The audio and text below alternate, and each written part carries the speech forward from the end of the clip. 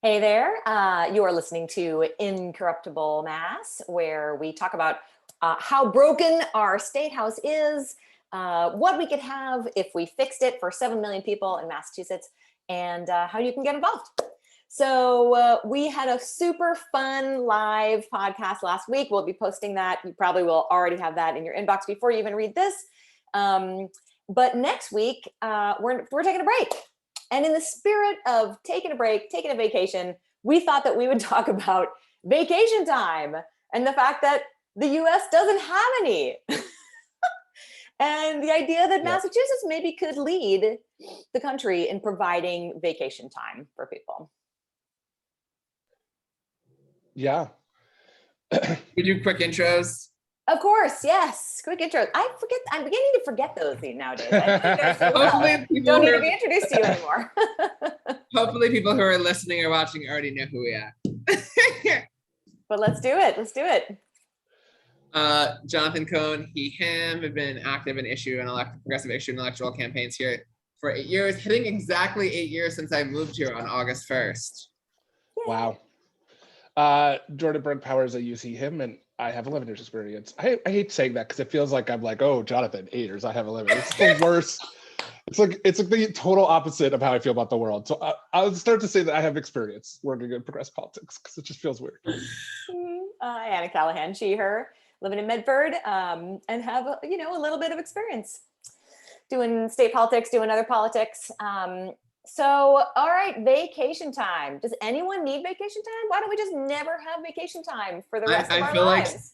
I feel like saying that, granted that these balloons are always here every day of the year, but today they can be in honor of the fact that if people want to take paid time off for their birthday, they should be able to.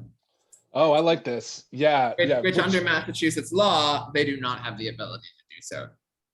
Or anywhere in the US. Or anywhere in the US, because we have a whopping 0 days of guaranteed paid time off. Yeah, I think it's also, we think about like, well, like, oh, I have a salary so I can like take time, or, oh, well, that job's hard. I get that they should probably get it. But like in most countries, if you like work at McDonald's, you get time off, right? Like you can call your boss and say, hey, I want to take a week off, 2 weeks off. Don't schedule me for those weeks. And you can't get fired for that. Crazy.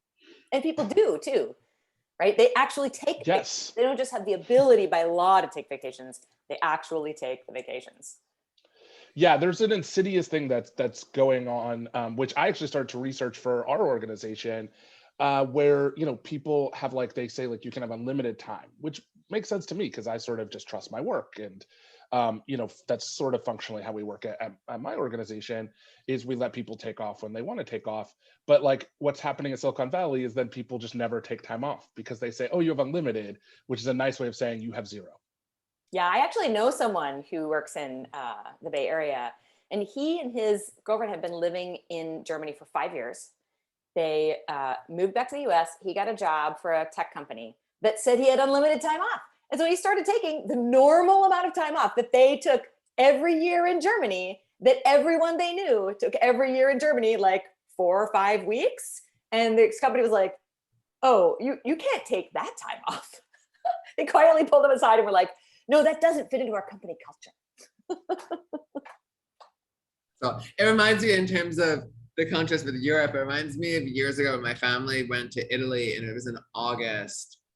This was back in the mid-2000s. I remember our tour guide constantly telling us everywhere we went, it's usually more crowded than this, but everybody is at the beach in August. Ferragosto, that's what it's called, Ferragosto, because like it is empty. Everywhere in Italy empties out because no one is home.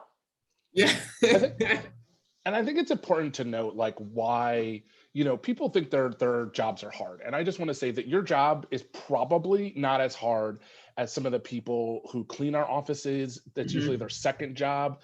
Like, I talked all the time to the people who cleaned our offices at Mass Alliance, and it was every person who came in, it was their second cleaning job.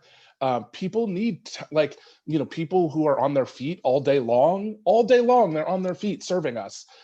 These are the future of jobs in America, right? These are the jobs which are growing the most, and these are the jobs that need the most time off. These are the jobs that need time. People need time to not be working, right? To have and know that a paycheck is still going to be coming in the mail. They need that time off.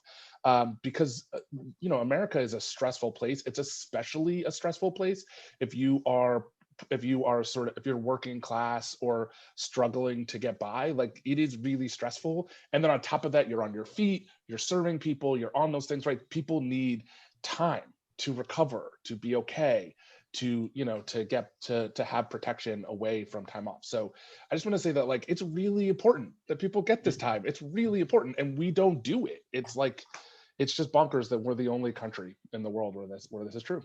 And it's striking just to look by international standards for this. So, like, often when we think about places with like greater benefits and worker protections, and our default is to think of, let's say, like the more kind of, say, social democratic leaning countries in Europe, kind of in the way that, say, like Denmark gives 25 days of paid vacation, Finland 25, France 25, Norway 25, Austria 25, Sweden 25.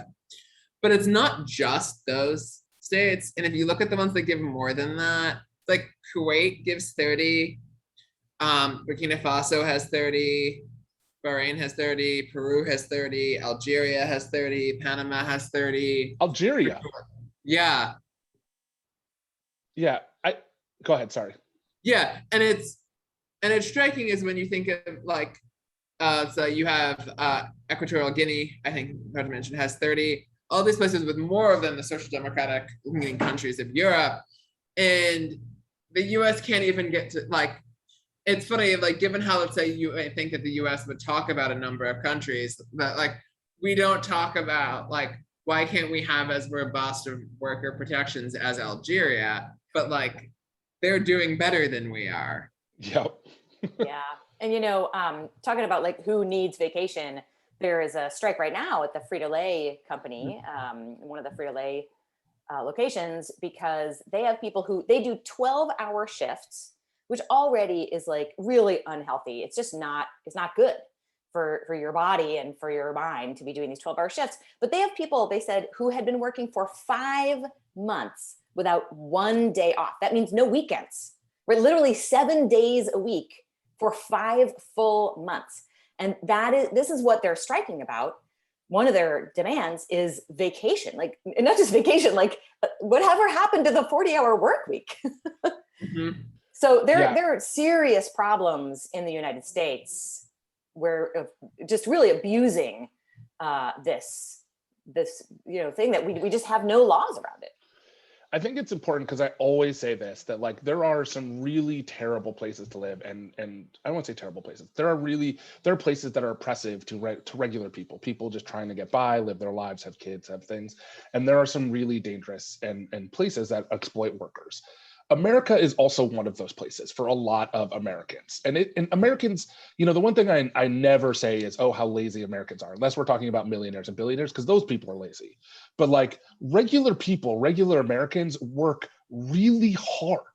Like, we are an overworked country. We're an overstressed country, an overworked country. And so it is, this reminds me of a conversation with a legislator I had. So I worked on the sick time legislation. It's one of the proudest things we did. Massachusetts was the first state in the country, the first one in this country. We had 0 guaranteed paid time off for any reason, right? And Massachusetts was the first state to guarantee paid time off for sick time. And I remember, but we couldn't pass it through the legislature. We had to take it directly to the people. And because a Democratic legislator said to me, to my face, that the reason that I guess I won't gender the person, but the reason that they didn't want to vote for it is because they owned a workplace. And what if one of their workers wasn't really sick? And they wanted to take time off. And I was like, then they'd take the day, the one day. Like, what is wrong with you people? Yeah. Keep in mind, they barely work 2 days a week. Like, like, they take they have this, right? They take they have side hustles. Like, they don't work 40 hours a week. They barely, like, some of them do. I guess it's unfair. This legislature, state reps you're talking about, state legislature. State reps, yeah, state legislature as a whole. Some of them do because it's a make work place. Some of them put their time in, but most of them don't. This person had time to run a whole other business and they ran it. They didn't work it. They weren't on their feet, right? Serving people. And I just didn't know. I realized also in that moment that I am not made out for lobbying, because I just said what was wrong. I just said to the person, "What's wrong with you?" I'm not going to pretend that that's an okay answer to that question. And I just realized that I shout out to the people who have to pretend that that's an okay thing to say and try to convince them otherwise. I disagree. I think no one should pretend that's an okay thing to say. We would have much better politics if no one pretended that was an okay thing to say. People get in positions of power, and then people treat them as if everything that comes out of their mouth is good. And that is part of the problem. That's why they don't think that they're saying anything wrong, because no one is willing to say to them, "Hey, what the F are you talking about? Like, are you crazy?" We more people willing to say that to them. Yeah, I wish it was that thoughtful. It was just a reaction of like, wait, what? It was an immediate what?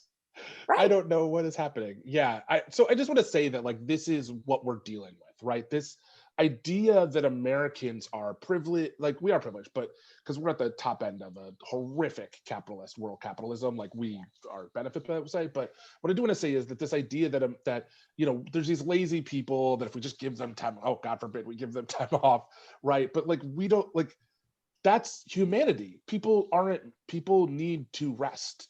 For those religious folks, there's even a little thing in this book. Talk about it. You should open it up occasionally. You might learn some things if you care about it. The people are not made for that, and just the idea that our legislature it would be incredulous that they couldn't even pass sick time. You couldn't even get like sick time off. It's just bonkers. But we did. So recently we got something. Voters passed. did. Voters got something passed. Yeah, and then they got paid family leave, which is not a bad legislation, and where we should be proud of the work that activists did to force our legislature to do a thing it otherwise would never do, which is to have paid family leave. Mm-hmm. But and one of the things that was said often in opposition to sick time by the corporate lobbyists was like, once you get some time off, then people will be demanding time off, and I would always say yes. People should have time off. Like, that's a thing. Yeah. Algeria, it's like 30 days at least. Kuwait is like 30 days at least. Panama, right? Like these places are like, yeah, because that's the moral thing to do. Yeah, we also talk about the culture of the State House. And I think it's important that we talk about the culture of workaholism in America. Read a great book on Denmark about the culture of work there. And saying that somebody who got a job at the Lego, place over there, and they, on their first day, they were handed a piece of paper with all these ways to be successful in this company. And among those ways were, you are not smarter than anybody else. You do not work harder than anybody else. Don't show up before the boss. Don't leave. Don't go home after the boss. So they really look down on people who, and this is a broad cultural thing there about wealth.